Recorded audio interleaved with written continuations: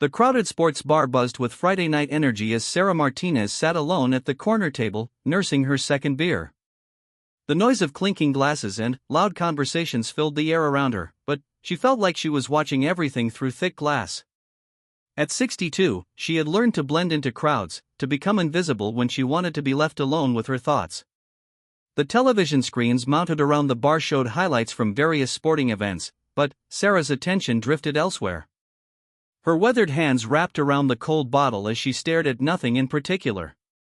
The wedding ring she still wore caught the dim light, a simple gold band that had survived more than most people could imagine. "Mind if I sit here?" a deep voice interrupted her thoughts. Sarah looked up to see a tall man in his 30s standing beside her table. He wore a navy blue polo shirt that stretched across his broad shoulders, and his posture screamed military even in civilian clothes. His dark hair was cut short, almost severe, and his green eyes held the confident look of someone who had never questioned his place in the world. "It's a free country," Sarah replied with a slight shrug, gesturing to the empty chair across from her. The man settled into the seat with the fluid grace of someone comfortable in his own skin. He extended a large hand across the small table. "Jake Sullivan. Nice to meet you." "Sarah," she responded, shaking his hand briefly. His grip was firm, calloused, exactly what she expected. Jake flagged down the waitress and ordered a beer, then turned his attention back to Sarah. His eyes took in her appearance with the quick assessment of someone trained to read people. She was older than most of the crowd in the bar, with silver-threaded brown hair pulled back in a simple ponytail. Her clothes were neat but unremarkable, and she carried herself with a quiet dignity that suggested she had once been someone important. "You come here often?" Jake asked, settling back in his chair. "Sometimes," Sarah answered, taking another sip of her beer. "You?" "First time. Just moved to town last week. Getting out of the service." Jake's chest puffed up slightly as he said it, like he was announcing something significant. Sarah nodded politely but said nothing. She had learned long ago that when military men mentioned their service, they usually wanted to talk about it. She was content to let him fill the silence. 8 years as a Navy SEAL, Jake continued, his voice carrying a note of pride that was impossible to miss.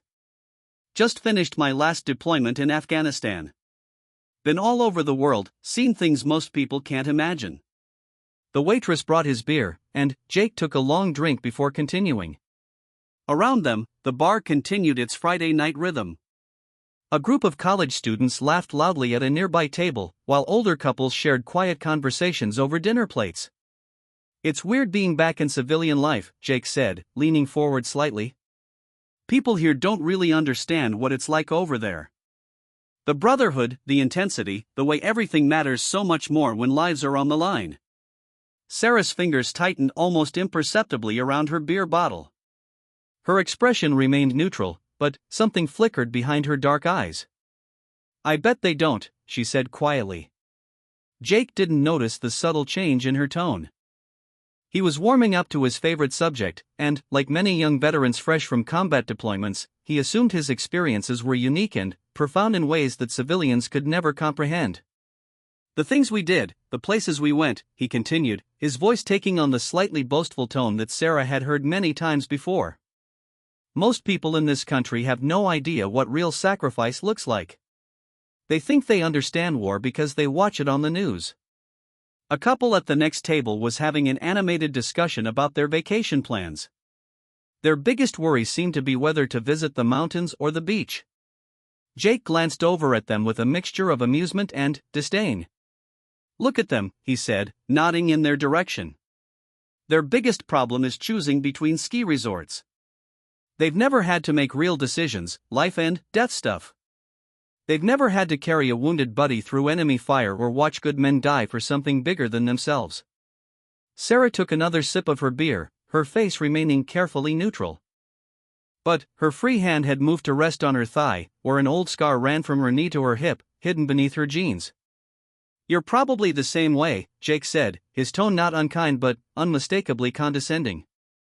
"I don't mean any offense, but most people your age, especially women, you've lived pretty sheltered lives. The worst thing you've probably faced is maybe losing a job or getting divorced. The background noise of the bar seemed to fade slightly as Sarah set down her beer and looked directly at Jake for the first time since he had started talking. Her dark eyes held a depth that hadn't been there before, or perhaps he simply hadn't noticed it. "You might be right," she said evenly. Jake smiled, interpreting her response as agreement. He felt the familiar satisfaction of being understood, of having his experiences acknowledged by someone who clearly recognized her own limitations in comparison. "It's not your fault," he continued magnanimously.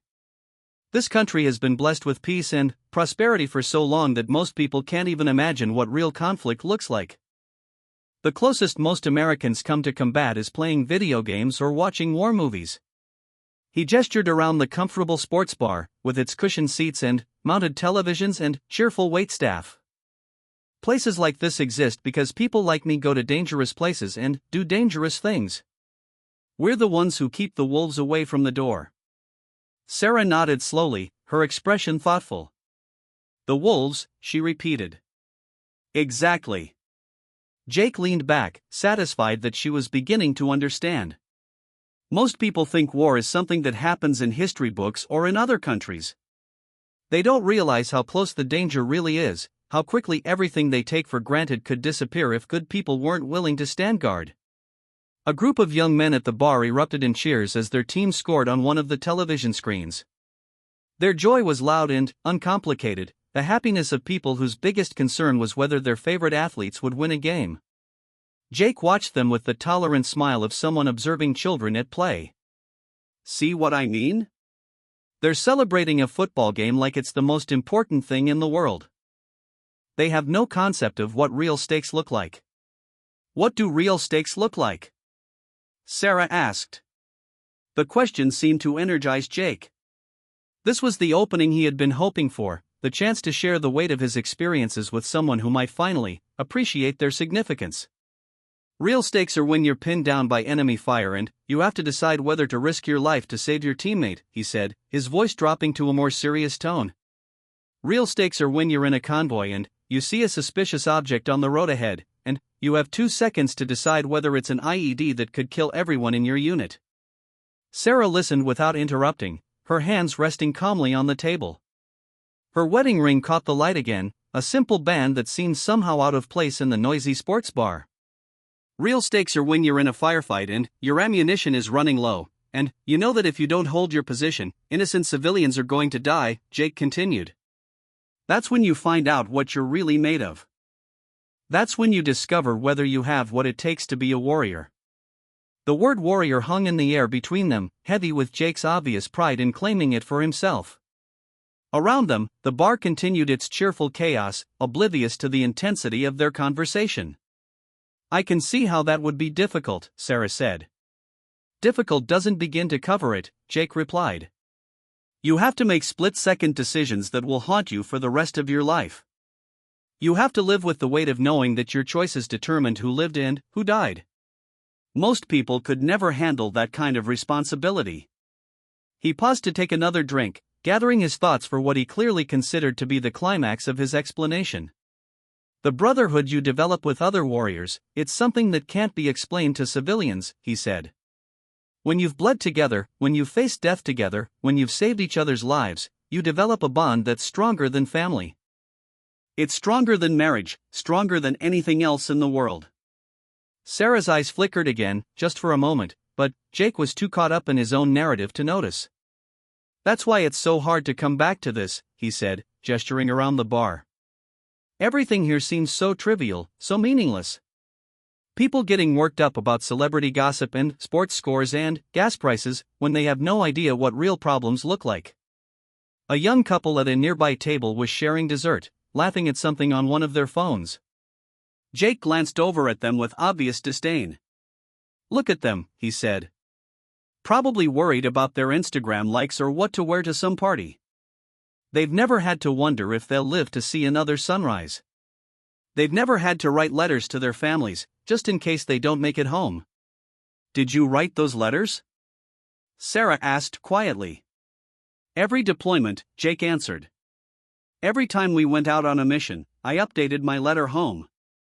most of the time, you don't think about it, but, in the quiet moments, when you're waiting for dawn and listening for enemy movement, you can't help but wonder if this is the day your number comes up. He stared into his beer for a moment, and, for the first time since he had started talking, his confident facade cracked slightly. But, he recovered quickly, straightening his shoulders and looking back at Sarah with renewed intensity. "But, that's what separates the warriors from everyone else," he said. "We're willing to face that fear, to live with that uncertainty, because we know someone has to. We're the ones who stand between civilization and chaos." Sarah nodded again, her expression still carefully neutral. But, there was something in her silence that was beginning to make Jake slightly uncomfortable, though he couldn't quite identify what it was. "I know it's hard for people like you to understand," he said, his tone becoming more insistent. "You've lived your whole life in safety and comfort. You've never had to make the kind of choices that define a person's character." "What kind of choices?" Sarah asked. "Life and death choices," Jake emphasized. "Choices where hesitation means failure and failure means people die. Choices where you have to put the mission above everything else, even your own safety, even your own feelings." The bar's atmosphere seemed to shift slightly, though neither of them could have said exactly how. Perhaps it was the way Sarah's posture had subtly straightened, or the way her dark eyes had focused more intently on Jake's face. "Tell me about one of those choices," she said. Jake felt a surge of validation. Finally, someone who wanted to hear about what really mattered, what real sacrifice looked like. He leaned forward, preparing to share a story that would illustrate the gulf between his experiences and those of ordinary civilians. "There was this mission in Afghanistan," he began. "We were going after a high-value target, a bomb maker who had killed dozens of our guys. The intel was solid, but the compound was in the middle of a residential area. Lots of innocent families around."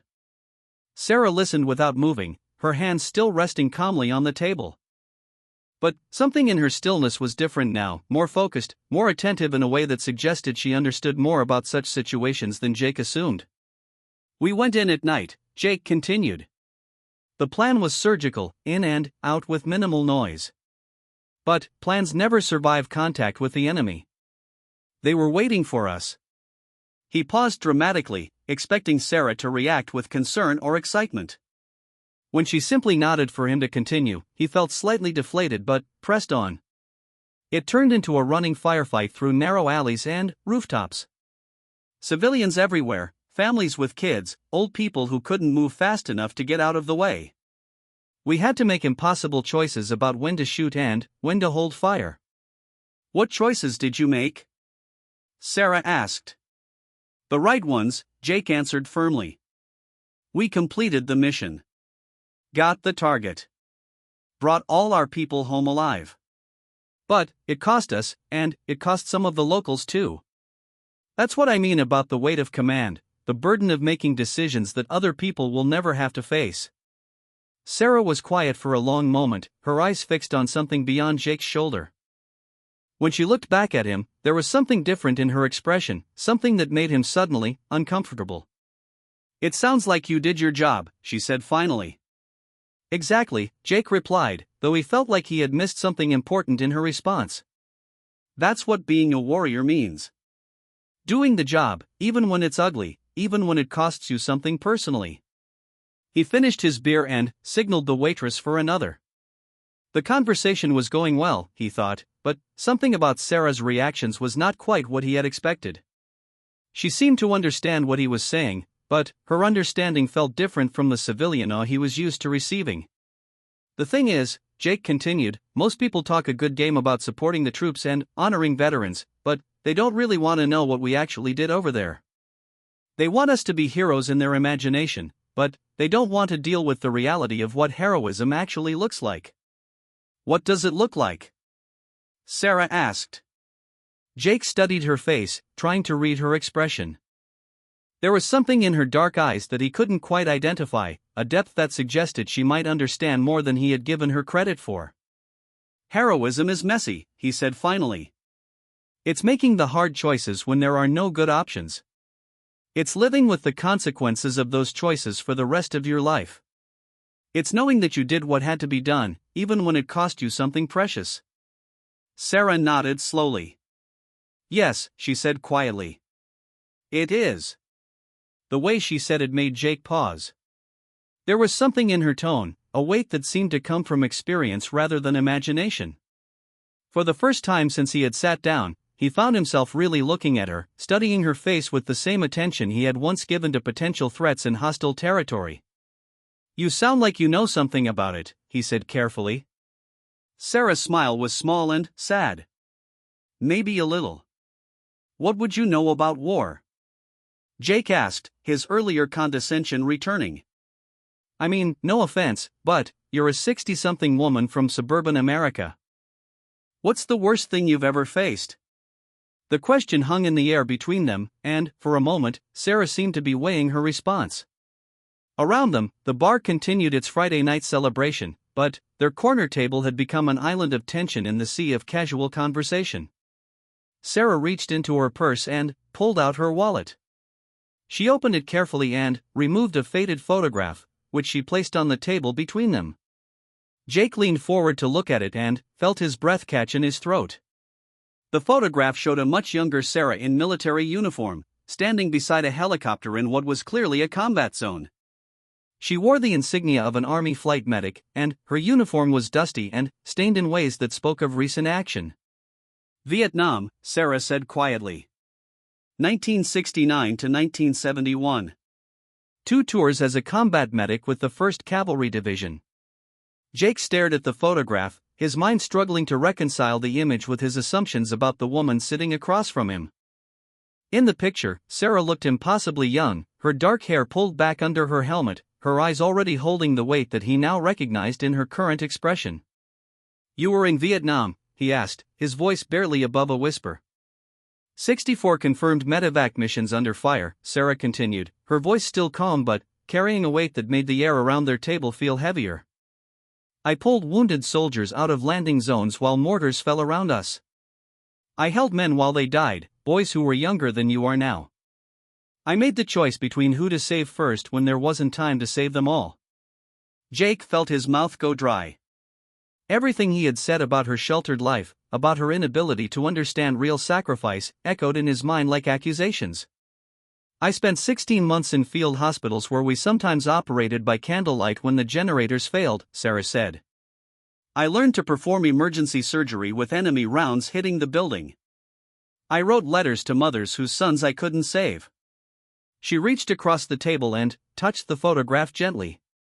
This was taken after a particularly bad day. We lost 12 men in a helicopter crash, and I was the only medic who survived. I had to treat the wounded and catalog the dead while we waited for extraction. Jake wanted to say something, anything, but the words wouldn't come. All his confident assertions about civilian softness and warrior brotherhood felt hollow and childish in the face of what Sarah was telling him. The funny thing is, Sarah continued, when I came home, people didn't want to hear about it. Women weren't supposed to have been in combat, even though we were. The war was unpopular, and female veterans were invisible. Most people assumed I had been a secretary or a nurse in some safe rear area. She looked directly at Jake, and he saw in her eyes the same depth he had noticed earlier, but now he understood what it was. It was the look of someone who had seen the worst of humanity and somehow found a way to keep living with hope. So when you ask me what I know about war, Sarah said quietly, the answer is probably more than you might expect. The sports bar continued its cheerful chaos around them, but Jake felt like the world had shifted beneath his feet. Every assumption he had made about Sarah, about himself, about the nature of service and sacrifice, lay in ruins around him like the debris from an explosion. Jake stared at the photograph for what felt like an eternity, his mind racing to process what Sarah had just revealed. The confident young Navy SEAL who had been lecturing her about the realities of war just moments ago felt like a stranger to him now. His hands trembled slightly as he reached for his beer, needing something to do while his world reorganized itself around this new information. I don't understand, he said finally, his voice much quieter than it had been before. You were in Vietnam? As a combat medic? Sarah nodded, carefully placing the photograph back in her wallet. The army was desperate for medics. They started accepting women for combat medical roles in 1968, though they didn't advertise it much. Most people don't know that women served in combat roles in Vietnam. Jake felt heat rising in his cheeks as he remembered every condescending thing he had said to her. His assumptions about her sheltered life, his lectures about real sacrifice, his dismissive comments about civilians who couldn't understand war, all of it crashed down on him like a collapsing building. "I had no idea," he mumbled. "I mean, I never heard about women in combat in Vietnam." "Most people haven't," Sarah replied, her tone neither accusatory nor forgiving, simply matter of fact. "The official records don't always reflect reality. Women served as medics, pilots, communications specialists, intelligence officers. We were there, but, when the war ended, it was easier for everyone to pretend we hadn't been." The waitress appeared at their table, asking if they wanted another round. Jake nodded absently, while Sarah declined politely. The mundane interruption felt surreal given the weight of their conversation. "Tell me about it," Jake said once the waitress had left. The words came out as a request, not a demand. For the first time since he had sat down, he was asking rather than telling. Sarah was quiet for a moment, her fingers tracing patterns on the condensation of her beer bottle. When she spoke, her voice carried the careful tone of someone who had learned to measure her words about experiences that most people couldn't comprehend. "Vietnam was nothing like what people see in movies," she began. "The heat was unbearable, the humidity made everything stick to your skin, and the smell never left your clothes. But those were the easy parts." Jake leaned forward, genuinely listening now in a way he hadn't been capable of before her revelation. "The hard part was the kids," Sarah continued. "Because that's what they were, kids barely out of high school, scared and homesick and dying in a jungle on the other side of the world. When they brought them to us, some were conscious enough to ask for their mothers. Others were too far gone to ask for anything." She paused, looking past Jake to some memory that only she could see. "The worst wounds weren't always the ones that killed them immediately," she said. "Sometimes it was the ones that gave them just enough time to understand what was happening. Long enough to be afraid, but not long enough to get home." Jake felt his throat tighten. In all his proud recounting of his own experiences, he had never spoken with the quiet precision that Sarah brought to describing hers. Her words carried weight without drama, pain without self-pity. "How did you handle it?" he asked. "You don't handle it," Sarah replied. "You just keep working. When someone is bleeding out in front of you, you don't have time to think about how it makes you feel. You stop the bleeding, you stabilize the wound, you get them to the next level of care. The feelings come later, in the quiet moments when there's nothing left to do." The bar around them seemed to have grown quieter, though Jake realized it was probably just his perception. His attention was completely focused on Sarah now, trying to understand how he had so completely misjudged her. "The helicopter pilots who flew us into hot landing zones were the bravest people I ever met," Sarah said. "They would bring those birds down in the middle of firefights to pick up wounded soldiers. No hesitation, no questions about whether it was too dangerous. They just did what needed to be done." "Like you did," Jake said. Sarah shook her head. "I did my job. That's all any of us did. The people who didn't come home, they were the brave ones. The ones who made the ultimate sacrifice while the rest of us got to grow old." Jake thought about his own time in Afghanistan, about the friends he had lost and the close calls he had survived. But something in Sarah's perspective made his experiences feel different, less heroic and, more simply human. "Did you lose people?" he asked. "Friends, I mean?" "Everyone lost people," Sarah answered. "The medics, we lost them in different ways. Sometimes it was the patients we couldn't save, boys who died despite everything we tried to do for them. Sometimes it was the other medics, the ones who took risks to save lives and didn't make it back themselves." She was quiet for a moment, then continued. "There was a medic named Jennifer Walsh. She was from Michigan, had 2 little sisters back home. She always carried pictures of them in her helmet. One day we got called to a landing zone that was taking heavy fire. The helicopter couldn't land, so Jennifer rappelled down into the middle of the firefight to reach the wounded soldiers. Sarah's voice grew softer, more distant. She saved 3 men that day. Got them loaded onto the helicopter and sent them home to their families. But a sniper got her just as the bird was pulling away. She died knowing she had saved those 3 boys, but her little sisters never got to see her again. Jake felt something break inside his chest. All his talk about brotherhood and sacrifice seemed hollow compared to the quiet way Sarah spoke about real loss, real heroism. "I'm sorry," he said, and meant it. Jennifer was 20 years old, Sarah continued. Old enough to save lives under fire, young enough to still sleep with a teddy bear that her mother had sent from home. That's what war really looks like. Not the glory or the honor or the brotherhood. Just kids trying to take care of each other in impossible situations. The bartender turned up the volume on one of the televisions as a late game went into overtime. The sudden noise seemed to jar both of them back to the present moment, to the comfortable sports bar that felt so far removed from the jungles of Vietnam. "Why didn't you ever talk about it?" Jake asked. "When I was going on about my experiences, why didn't you say anything?" Sarah smiled, but it was a sad expression. "What was I supposed to say? That I knew what you were talking about? That I had been there too, 50 years ago? People don't want to hear war stories from 60-year-old women. They want to hear them from young men in uniforms." Jake felt ashamed. She was right, of course. If she had interrupted his monologue to tell him about her own service, he probably would have dismissed it or minimized it somehow. The thought made him sick. "When you came home," he said carefully, "what was it like?" Sarah's expression darkened slightly. "Different than what you experienced, I imagine. You came home to a country that honored your service, even if they didn't always understand it." "I came home to a country that wanted to forget the war had ever happened, especially the parts that involved women."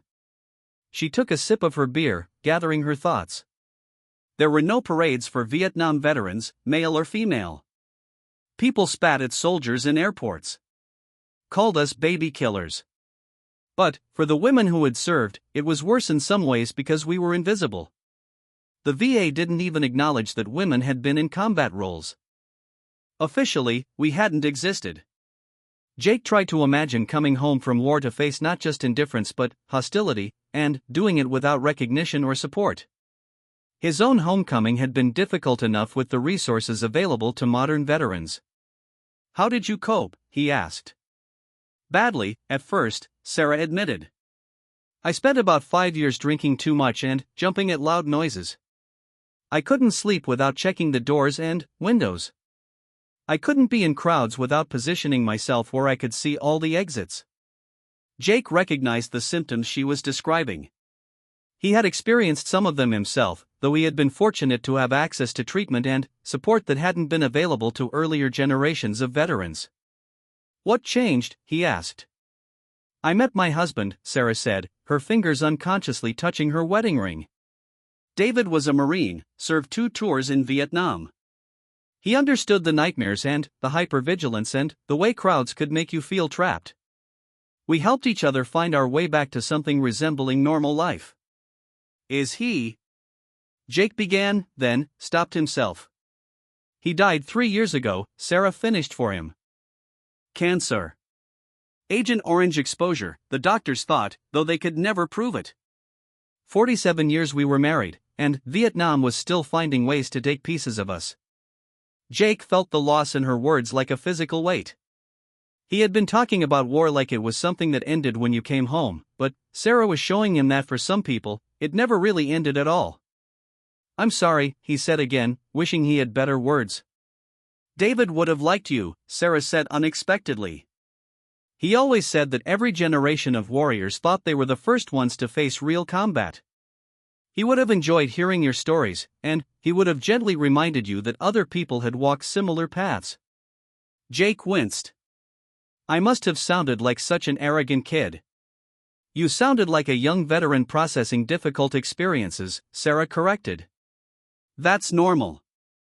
The arrogance usually comes from not knowing there were other wars, other warriors, other sacrifices that came before yours." The waitress brought Jake's fresh beer, and he thanked her absently. His mind was still trying to process everything Sarah had told him, to reconcile his assumptions about civilians and veterans with the reality sitting across from him. "Can I ask you something?" he said. "Of course. Why are you being so kind to me? After everything I said about your generation, about civilians not understanding sacrifice. You could have embarrassed me, put me in my place. Why didn't you?" Sarah considered the question carefully. "Because 30 years from now, there will be another young veteran sitting in a bar somewhere, telling stories about Afghanistan and assuming that nobody else understands what real combat looks like. And maybe someone will listen to that young person with patience and kindness, the way I hope someone listened to you before tonight." Jake felt tears threatening behind his eyes. The generosity of her response, after his condescension and assumptions, was almost too much to bear. Besides, Sarah added with a slight smile, "You remind me of myself when I first came home. So sure that my experiences were unique, so convinced that nobody else could possibly understand what I had been through. It took me years to realize that trauma and sacrifice and survival are part of human history. We're all just individual notes in a very long song." "What changed your mind?" Jake asked. "I met a World War II veteran at a VFW meeting," Sarah said. "An old man who had been at D-Day. He listened to me complain about how nobody understood what Vietnam veterans had been through, and then, he very quietly told me about watching his friends drown in the surf at Omaha Beach." She paused, remembering. "He didn't say it to minimize my experiences or to claim that his war was worse than mine. He said it to help me understand that I wasn't alone, that other people had walked through darkness and found their way back to the light. That conversation changed how I thought about everything."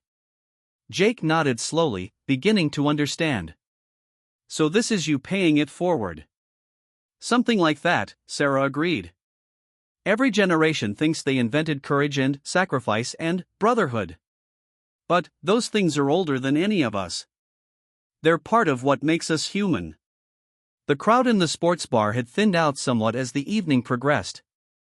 Several tables that had been full when Jake first sat down were now empty, their occupants having moved on to other Friday night activities. "What happened after you met your husband?" Jake asked. "Did things get better?" "Gradually," Sarah said. "We both went back to school on the GI Bill, though it took some fighting to get the benefits we were entitled to. I became a nurse, worked in emergency medicine for 30 years. David became a teacher, worked with at-risk kids." "Did you ever talk about Vietnam? With each other, I mean?" "Sometimes," Sarah said. "Usually late at night when one of us was having trouble sleeping. We found that sharing the load made it easier to carry. But we also learned that you don't have to carry it all the time. There were long stretches when we barely thought about the war at all." Jake tried to imagine that kind of peace, that distance from the intensity of combat experiences. It seemed almost impossible from where he sat now, still raw from his recent deployment. "Does it really get easier?" he asked. "Different," Sarah corrected. "The experiences become part of you instead of defining you. You learn to live with them instead of being controlled by them. But it takes time, and it takes work, and it takes people who understand what you're going through." "People like other veterans." "People like other veterans, yes.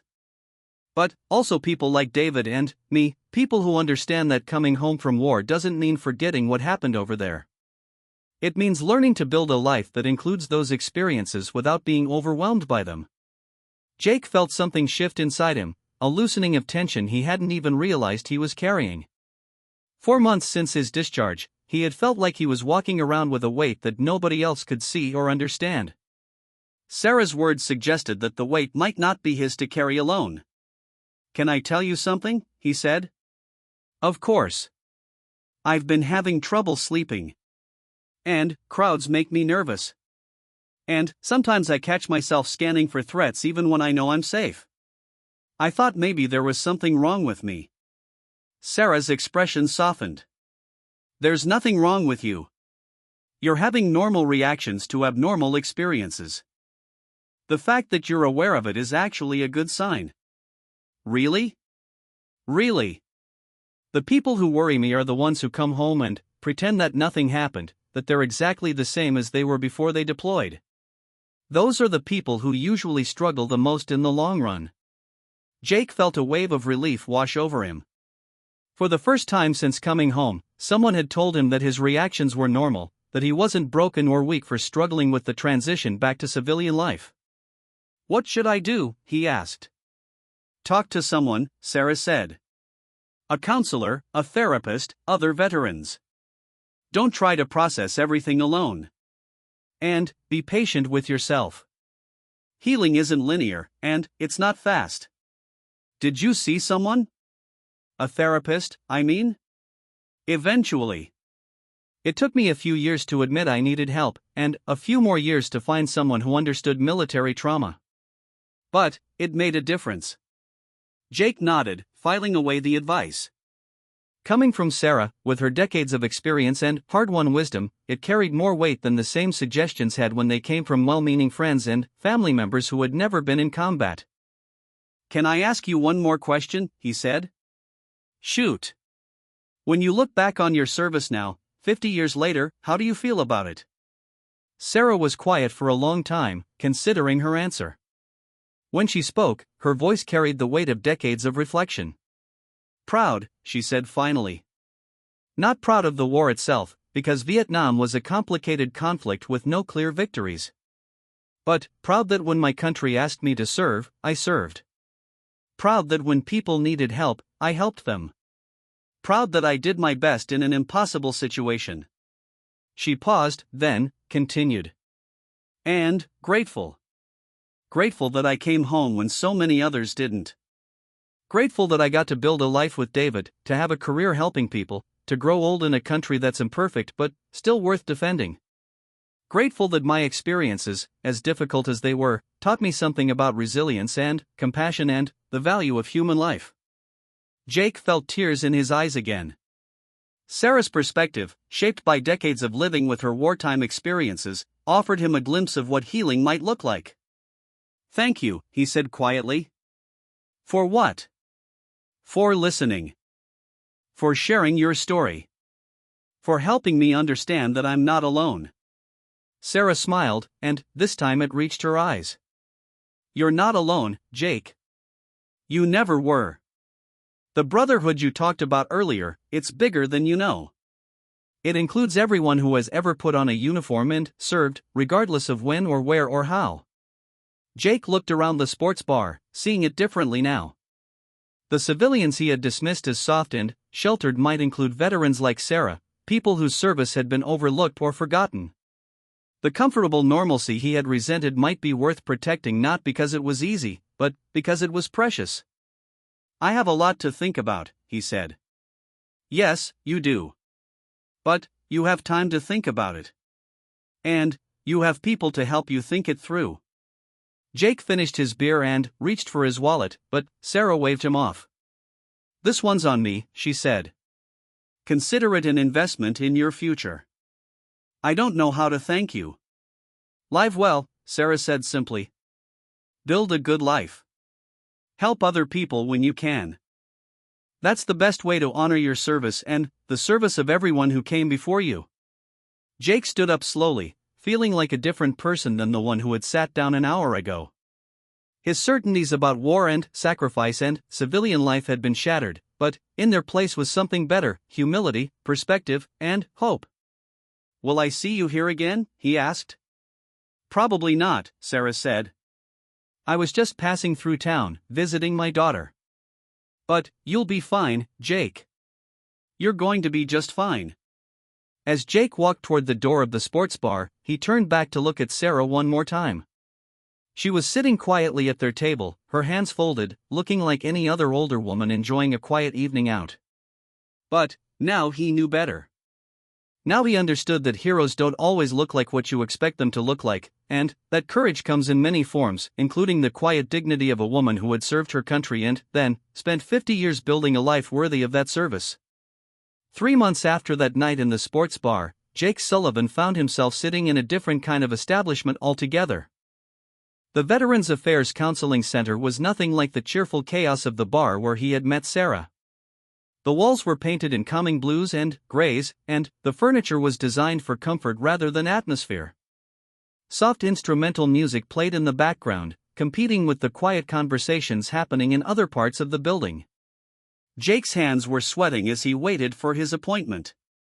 This was his fourth session with Dr. Rebecca Martinez, a therapist who specialized in treating combat veterans. The first 3 sessions had been difficult, pulling up memories and emotions that he had spent months trying to suppress. But Sarah's words kept echoing in his mind. Healing wasn't linear, and it wasn't fast, but it was possible. Jake? Dr. Martinez appeared in the doorway of her office, a woman in her 40s with kind eyes and an easy smile. Ready for today's session? Jake nodded and followed her into the familiar office. Dr. Martinez had a way of making the sterile government building feel more personal. There were plants on the windowsill, family photos on her desk, and books that looked like they had actually been read lining the shelves. "How have you been since our last session?" Dr. Martinez asked as they settled into their usual chairs. "Better, I think," Jake said, though he sounded uncertain. "The nightmares aren't as frequent. But I'm still having trouble with crowds, and loud noises still make me jump." "That's normal," Dr. Martinez assured him. "Hypervigilance is one of the most common symptoms we see in combat veterans. Your nervous system is still trying to protect you from dangers that aren't there anymore." Jake nodded.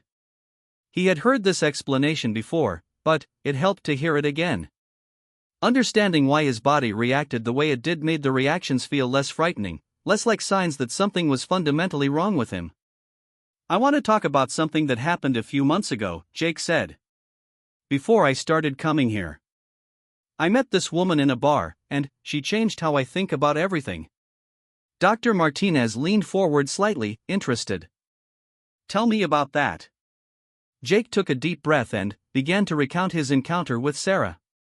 As he spoke, Dr. Martinez listened without interrupting, her expression growing more thoughtful as the story progressed. "She was a Vietnam veteran," Jake concluded. "A combat medic. And I had been sitting there lecturing her about how civilians couldn't understand real sacrifice. I was so arrogant, so sure that my experiences were unique and important in ways that hers couldn't possibly be." "How did that make you feel?" Dr. Martinez asked. "Ashamed," Jake admitted. "Embarrassed. But also relieved, in a weird way. Like I had been carrying this burden of thinking I was the only one who understood what war was really like, and suddenly, I realized I wasn't alone." Dr. Martinez nodded. "That's a significant realization. Many veterans struggle with feeling isolated, like their experiences set them apart from everyone else. Finding out that you're part of a larger community of people who have shared similar experiences can be very healing." "She said something that stuck with me," Jake continued. "She said that every generation of warriors thinks they invented courage and sacrifice, but those things are older than any of us. They're part of what makes us human." "What do you think she meant by that?" Jake was quiet for a moment, organizing his thoughts. "I think she meant that I was so focused on what made my service special that I forgot what made it connected to something bigger. Like, instead of thinking of myself as part of a long tradition of people who served, I was thinking of myself as the first person to ever really understand what sacrifice meant." Dr. Martinez smiled. "That's a very mature way of looking at it. And it sounds like this encounter helped you gain some perspective on your own experiences." "It did. But it also made me realize how much I don't know about my own history. I never learned about women serving in combat roles in Vietnam. I never really thought about what it must have been like for veterans coming home from an unpopular war with no recognition or support. Would you like to learn more about that history?" Dr. Martinez asked. Jake nodded emphatically. "I've been reading about it online, and it's incredible how much was kept quiet or ignored. There were women pilots, women in intelligence, women in all kinds of combat support roles. And, when they came home, they were essentially invisible." "How does that knowledge change how you think about your own service?" "It makes me grateful," Jake said. "Even with all the problems I'm having adjusting, I came home to a country that acknowledged my service. I have access to benefits and counseling and support groups. I can't imagine trying to process combat trauma without any help at all. Dr. Martinez made a note in her file.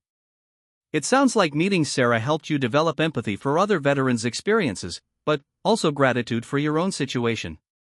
Those are both important steps in healing. Jake shifted in his chair, looking slightly uncomfortable. There's something else. Something I haven't told anyone. What's that? After I left the bar that night, I went home and tried to find Sarah online. I wanted to thank her properly, maybe stay in touch. But I couldn't find any record of her service. No mention of Sarah Martinez as a Vietnam veteran, no documentation of women medics in the 1st Cavalry Division. Dr. Martinez's expression remained neutral. What did you make of that? At first I thought maybe I had the details wrong. Maybe it was a different unit, or maybe she had remarried and changed her name. But the more I looked, the more it seemed like the official records just didn't acknowledge that women had served in the roles she described. How did that make you feel? Angry, Jake said immediately. And sad. This woman had served her country in combat, had saved lives under fire, had lost friends in war, and 50 years later there was no official record of her sacrifice. It was like she had been erased from history.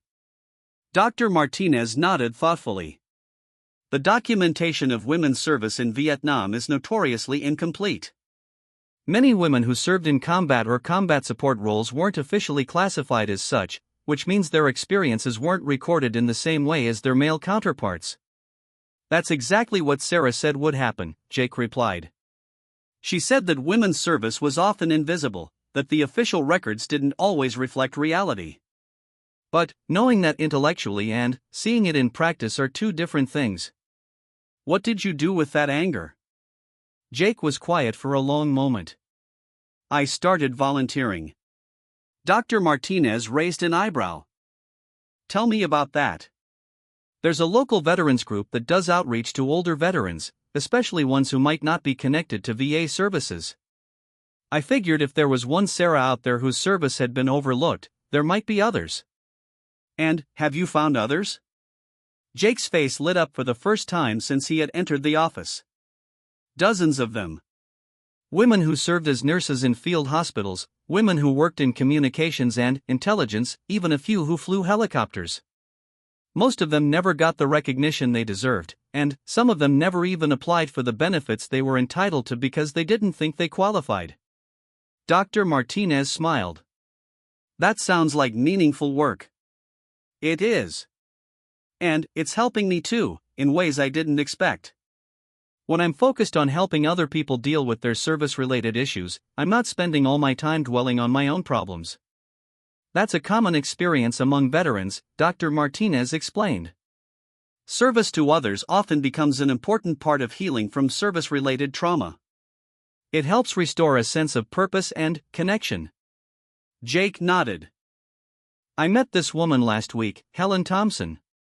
She was a nurse in Vietnam, worked in a field hospital that got attacked multiple times. She's 80 years old now and has been dealing with PTSD for 50 years without any help because she thought she wasn't really a veteran. What was that like for you? Heartbreaking. But also inspiring. She survived experiences that would have broken most people, and she did it without any of the support that's available now. If she can make it through 50 years of nightmares and hypervigilance, I can certainly handle a few months of adjustment difficulties. Dr. Martinez made another note. It sounds like your perspective on your own challenges has shifted. Definitely. I used to think my problems were unique and insurmountable. Now I realize they're normal reactions that lots of people have worked through successfully. That doesn't make them less real, but it makes them feel more manageable. Have you been able to apply any of the coping strategies we've discussed? Jake nodded. The breathing exercises help with the anxiety. And I've been practicing mindfulness meditation, which seemed ridiculous at first but actually works. When I start to feel overwhelmed or hypervigilant, I can use those techniques to ground myself in the present moment. That's excellent progress. What about the sleep issues? Still working on those. Some nights are better than others. But I'm sleeping more than I was a few months ago, and the nightmares are less intense when they do happen." Dr. Martinez nodded approvingly. "Recovery isn't a straight line. There will be setbacks and difficult days. But the fact that you're seeing improvement, even gradual improvement, is very encouraging." Jake was quiet for a moment, then spoke more hesitantly. "Can I ask you something personal?" "Of course." "Are you a veteran?" Dr. Martinez smiled. "I'm not. But my father was a Vietnam veteran, and my brother served 3 tours in Iraq. I got into this field because I saw how difficult it was for them to get the help they needed." "Do you think it matters that you haven't been in combat yourself?" "I think it matters less than you might expect," Dr. Martinez said thoughtfully. "I can't claim to understand exactly what you've experienced, because I haven't experienced it myself. But I can understand trauma, and I can understand healing, and I can provide tools and support that help people process difficult experiences." Jake nodded. Sarah said something similar. She said that trauma and sacrifice and survival are part of human history, that we're all just individual notes in a very long song. I think she meant that while the specific experiences might be different, the human responses to those experiences are universal. That's a wise way of looking at it. And it suggests that healing and resilience are also universal human capacities. I've been thinking about that a lot lately. About resilience, I mean. Before I met Sarah, I thought resilience meant not being affected by difficult experiences.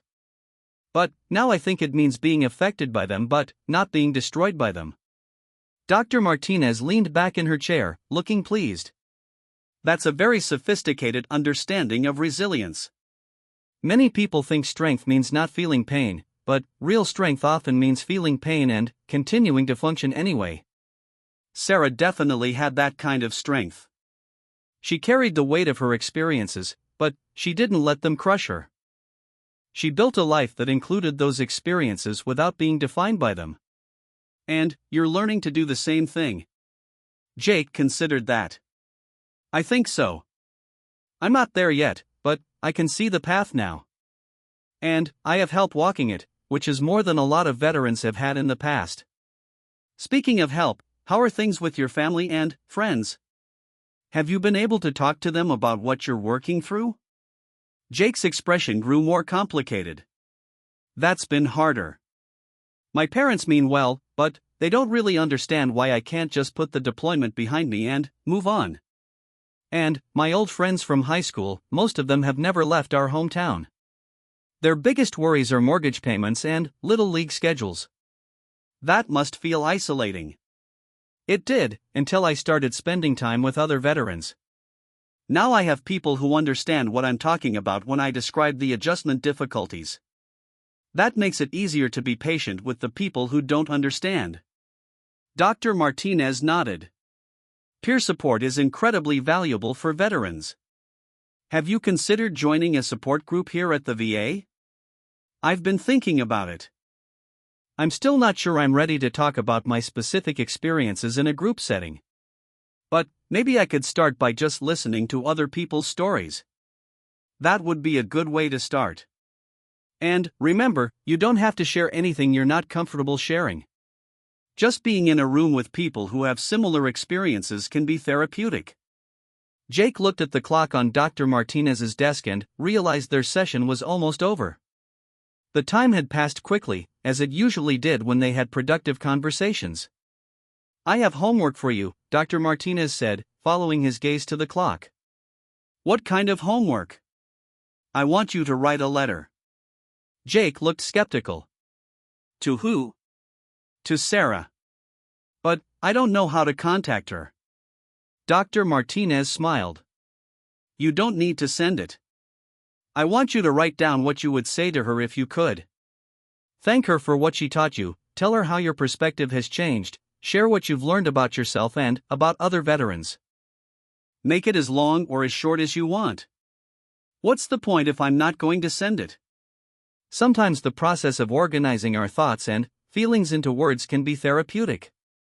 And sometimes we discover things about ourselves that we didn't know we knew. Jake nodded slowly. Okay. I'll try it. Good. And, Jake? I'm proud of the progress you've made. When you first came here 3 months ago, you were angry and isolated and convinced that no one could understand what you were going through. Now you're volunteering to help other veterans and developing a more nuanced understanding of your own experiences.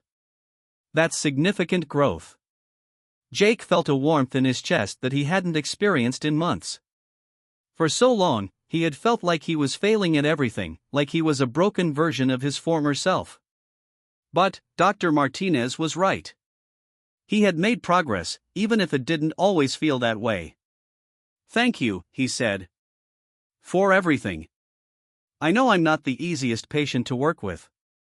You're exactly the patient you need to be, Dr. Martinez replied. Healing takes time, and it takes courage, and you're demonstrating both. As Jake left the VA building and walked to his car, he thought about the letter he would write to Sarah. There was so much he wanted to tell her, so much gratitude he wanted to express. She had appeared in his life for just one evening, but her impact had been profound and lasting. He thought about Helen Thompson, the 80-year-old nurse who had suffered in silence for 50 years. He thought about the other forgotten veterans he had met through his volunteer work. He thought about Dr. Martinez and her patient guidance through his healing process. He thought about the support group he was finally ready to join. And he thought about Sarah's words, "We're all just individual notes in a very long song." Jake was beginning to understand that his note in that song didn't have to be about trauma and suffering. It could be about healing and growth and service to others. It could be about taking the difficult experiences he had endured and using them to help other people navigate their own difficult experiences. As he drove home through the familiar streets of his hometown, Jake felt something he hadn't felt since before his deployment: hope. Not the naive hope of someone who had never faced hardship, but the deeper hope of someone who had walked through darkness and found his way back to the light. He still had bad days. He still jumped at loud noises and felt anxious in crowds. He still woke up sometimes from dreams that took him back to Afghanistan. But those experiences no longer felt like evidence that he was broken. They felt like normal responses to abnormal situations, responses that would fade with time and treatment and support. When he got home, Jake sat down at his computer and opened a new document. At the top of the page, he typed, "Dear Sarah." Then, he began to write.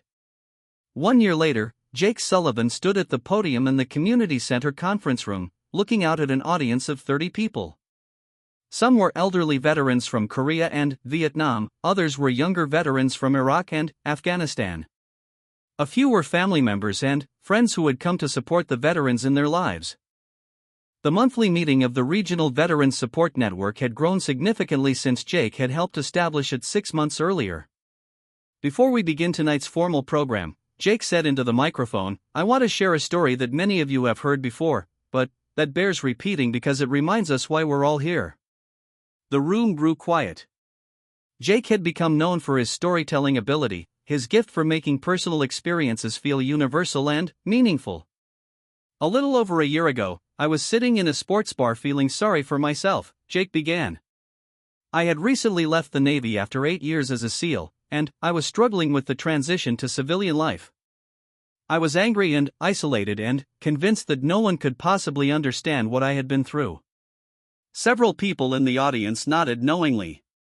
Jake's story had become something of a legend in local veteran circles, but its power hadn't diminished with repetition. "That night, I met a woman who changed my entire perspective on service and sacrifice and the brotherhood that connects all veterans across time and conflicts. Her name was Sarah, and she taught me that courage and heroism come in many forms, not all of them obvious at first glance." Jake went on to recount his encounter with Sarah, describing his initial arrogance and her patient wisdom. As he spoke, he could see the recognition in the faces of his audience. Most of them had experienced similar moments of realization, times when they had discovered that their experiences, while unique to them, were part of a larger human story.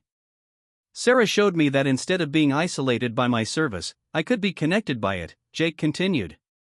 She helped me understand that the pain and confusion I was feeling weren't signs of weakness, but normal responses to abnormal experiences.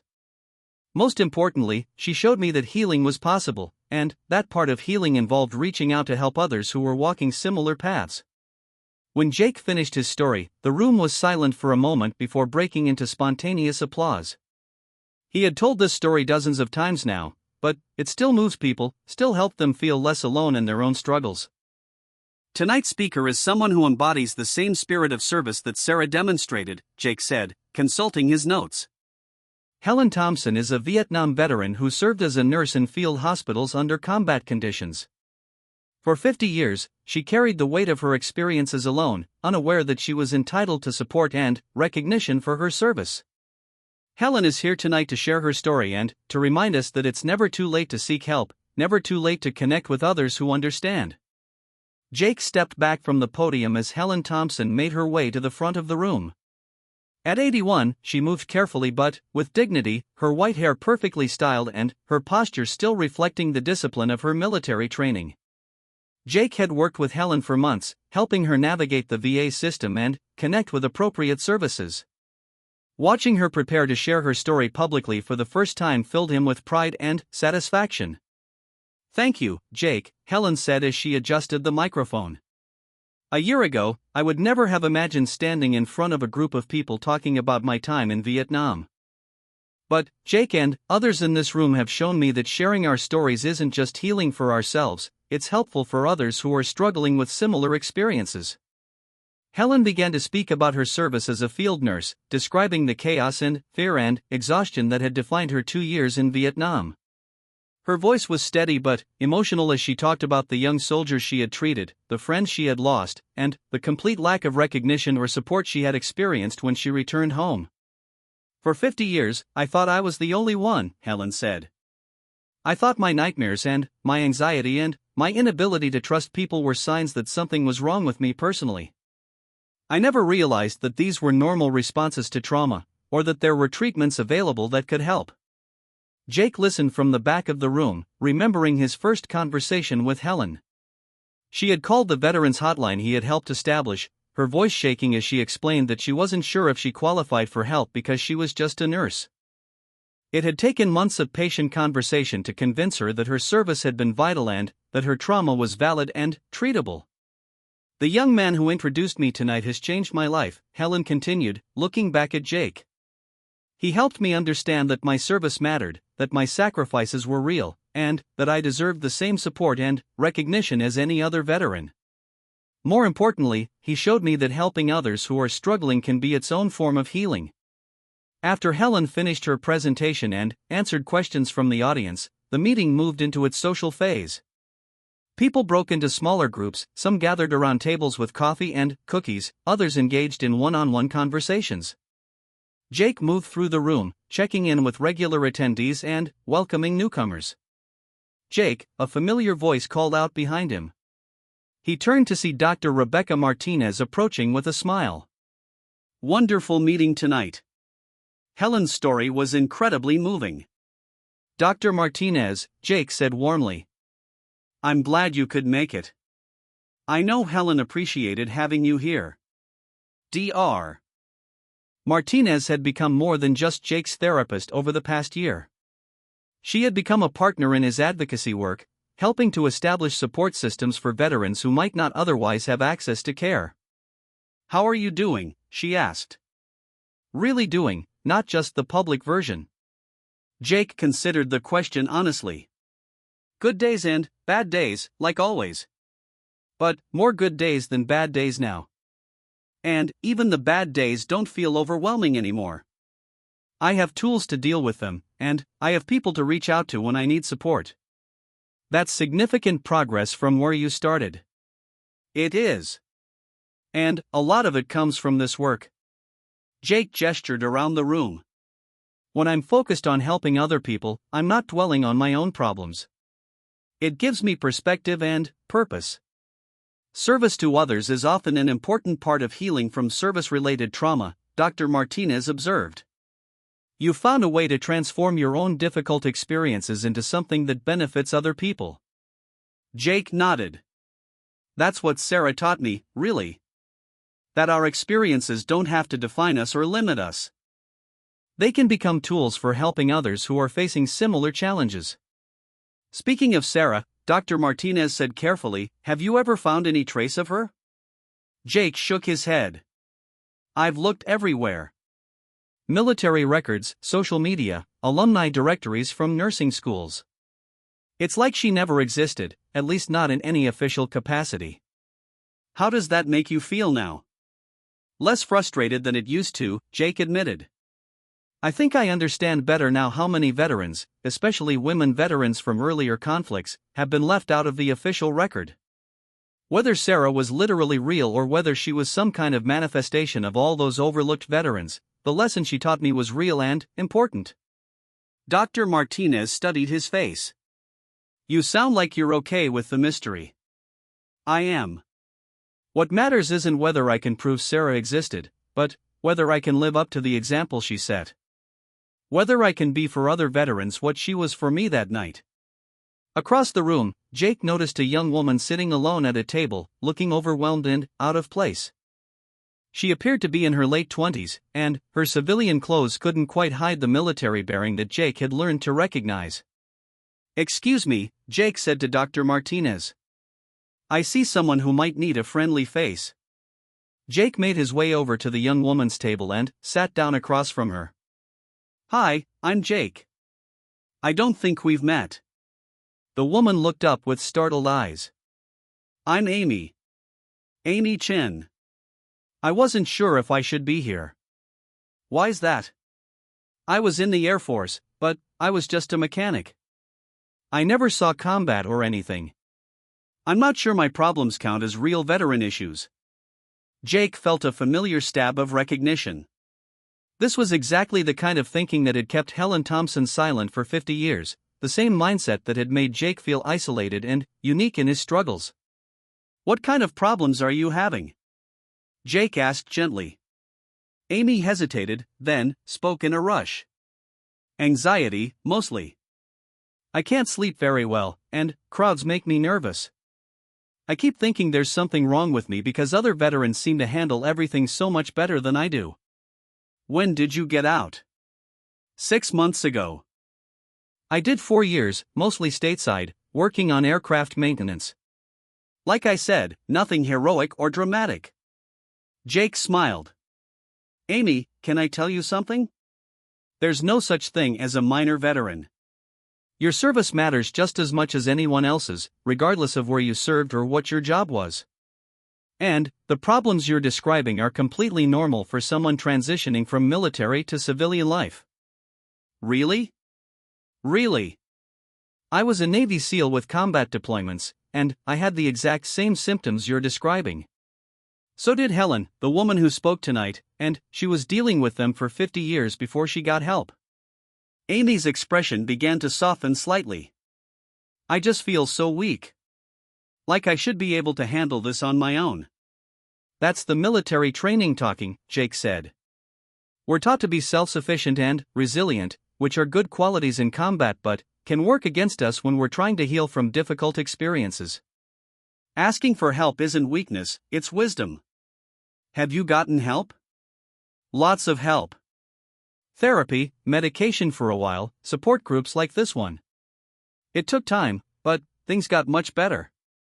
The anxiety is manageable now, I sleep better, and crowds don't bother me as much as they used to." Amy looked around the room at the other veterans engaged in conversation. "Everyone here seems so together, so confident." Jake laughed. "Trust me, most of the people in this room have struggled with the same issues you're dealing with. The difference is that they've had time and support to work through them. A year ago, I was sitting in a bar feeling exactly like you feel right now." "What changed?" Jake thought about how to answer that question. How could he explain the profound impact of his encounter with Sarah without going into the whole complicated story? "I met someone who helped me understand that I wasn't alone," Jake said finally. "That my experiences were part of a larger human story, and that other people had walked similar paths and found their way to healing and purpose." "Who was it?" "A Vietnam veteran." A woman who had served as a combat medic and, then, spent 50 years building a meaningful life despite the trauma she had experienced. She taught me that strength doesn't mean not feeling pain, it means feeling pain and continuing to function anyway. Amy nodded slowly. That makes sense. The best part is, once you start healing, you can help other people who are going through what you went through. That's actually become the most meaningful part of this whole process for me. You mean like what you're doing now? Talking to me? Exactly like that. And, like what Helen did tonight, sharing her story so that other people don't have to suffer in silence the way she did. Amy was quiet for a moment, processing what Jake had told her. Around them, the meeting was beginning to wind down as people started saying their goodbyes and making plans for next month's gathering. Would it be okay if I came back next month? Amy asked. It would be more than okay. It would be wonderful. And, in the meantime, here's my card. Feel free to call or email if you have questions or just need someone to talk to who understands what you're going through. Amy took the card and studied it.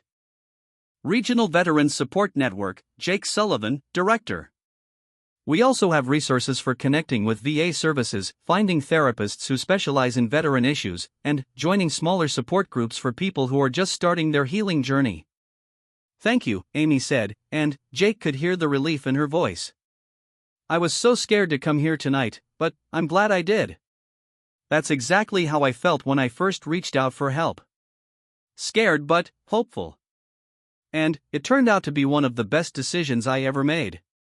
As the meeting officially ended and people began to leave, Jake helped clean up the conference room and pack away the coffee supplies. Dr. Martinez stayed to help, and they worked together in comfortable silence for a few minutes. You handled that beautifully with Amy, Dr. Martinez said as they stacked chairs. She reminded me of myself a year ago. So convinced that her problems weren't valid, so worried about appearing weak. I could see the same isolation and fear that I felt before I got help. And now you're in a position to guide her through the process you've already navigated. It's funny, Jake said. When I first started coming to therapy, I thought the goal was to get back to who I was before my deployment. But I realize now that the goal was actually to become someone new, someone who could integrate those experiences in a healthy way. That's a very mature understanding of healing and growth. Jake finished folding the last table and looked around the now empty conference room. In 6 months, this space had become sacred to him, a place where veterans could come together to share their stories and support each other through the challenges of post-service life. Dr. Martinez, can I ask you something? Of course. Do you think it's possible that some people come into our lives exactly when we need them, even if we can't explain how or why? Dr. Martinez considered the question carefully. I think there are moments of connection and understanding that can be profoundly healing, regardless of whether we fully understand them. Why do you ask? Just thinking about Sarah again. About how she appeared in my life at exactly the moment I needed to hear what she had to say, and then disappeared just as completely. It seems almost too coincidental to be random. Maybe it was coincidental, Dr. Martinez said. Or maybe you were finally ready to hear the message she had to share, and that readiness made the encounter possible. Or maybe she represents all the overlooked veterans whose stories need to be told, and meeting her was your way of connecting with that larger truth. Jake nodded thoughtfully. I like all of those explanations. The important thing is that the encounter happened, and that you learned from it, and that you're using what you learned to help other people. That's what matters, not the exact mechanics of how it came about. As they left the community center together, Jake felt the familiar sense of satisfaction that came from productive work. Tonight, Helen had shared her story publicly for the first time, breaking 50 years of silence about her service and her struggles. Amy had taken her first steps toward getting the support she needed. Several other veterans had made new connections that might develop into lasting friendships. And Jake himself had continued his own healing journey by helping others navigate theirs. Same time next month? Dr. Martinez asked as they reached their cars. Same time next month, Jake confirmed. And Dr. Martinez? Thank you. For everything. I know I don't say it often enough, but this work we're doing here, it wouldn't be possible without your support and guidance. You've done the work, Jake. I just provided some tools and encouragement. You're the one who chose to use those tools and to share what you learned with others. As Jake drove home through the familiar streets of his town, he thought about the letter he had written to Sarah but never sent. It was still saved on his computer, several pages of gratitude and reflection that he added to periodically. Whether or not Sarah ever read those words didn't matter anymore. Writing them had been healing, and living by the principles she had taught him was the real tribute to her impact on his life. At a red light, Jake pulled out his phone and scrolled through his contacts until he found Amy Chen's number. He typed a quick text, "Great meeting you tonight. Remember, you're not alone in this. See you next month." The light turned green, and Jake put his phone away and continued driving. Somewhere in the city, Amy was probably lying awake thinking about the evening, processing what she had learned about herself and about the community of veterans ready to support her. Somewhere else, Helen was probably sleeping better than she had in decades, relieved of the burden of carrying her story alone. And, somewhere, whether in memory or reality or the space between the two, Sarah Martinez was smiling, knowing that her lesson about the long song of human courage and sacrifice was being passed on to a new generation of warriors learning to heal. When Jake arrived home, he